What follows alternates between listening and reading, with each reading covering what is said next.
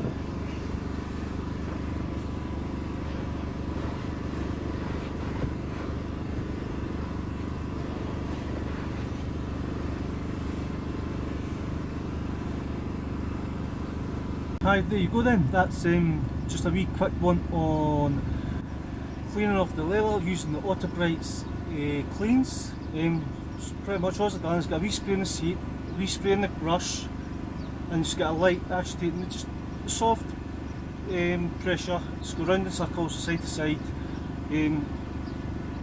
Once you've done the whole seat, the half of the seat or full seat, take a clean designated cloth, microfiber, and just wipe it off, and Bob's your uncle. That's it. Cheers, we'll see you in the next one.